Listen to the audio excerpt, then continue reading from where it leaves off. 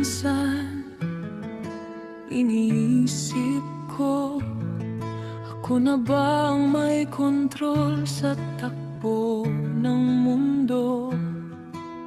Akala ko noon kabisado ko ang landas, na kaya kong iguhit ang bawat bukas.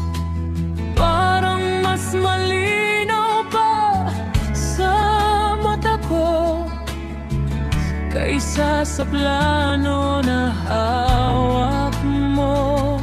Pero sa bawat hakbang naligaw ang direksyon, may boses na tahimik na bumubulong.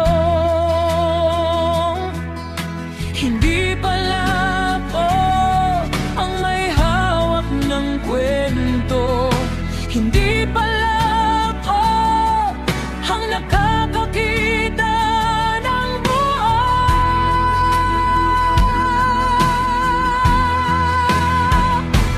Nakikita niya lahat kahit di ko maabot, bawat luha, bawat sugat, bawat takot.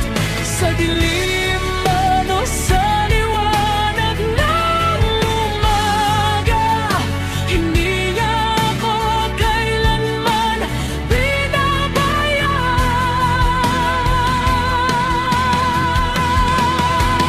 Oh, nakikita niya lahat. Oh, kahit ako'y maligaw, mas malinaw ang daan sa kanya. Kaya hindi ako bibitaw.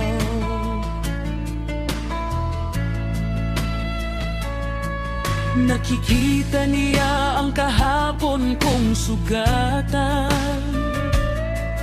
at ang laban ko ngayon na di maiwasan. Pati bukas na hindi ko pa mahawakan, sa kanya ay parang bukas na aklat lamang.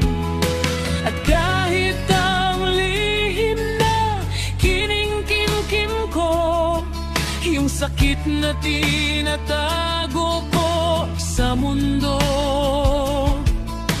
sa mata ng tao palabas ang sukatan, pero sa kanya puso ang pinapakinggan.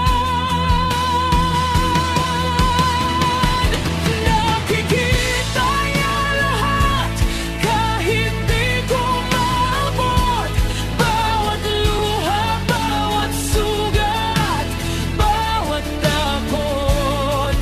Sa dilim man o sa liwanag ng umaga, hindi niya ako kailanman binabayan.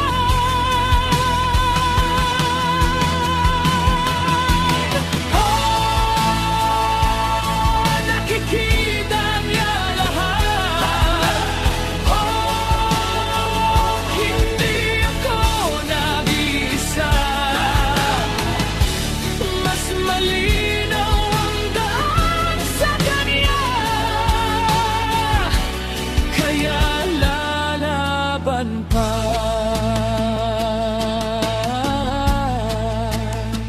Sino ba ako para questionin ang plano? Kung ang nakikita ko'y pira-piraso, pero siya, buo ang larawan. Simula hanggang wakas, hawak niya.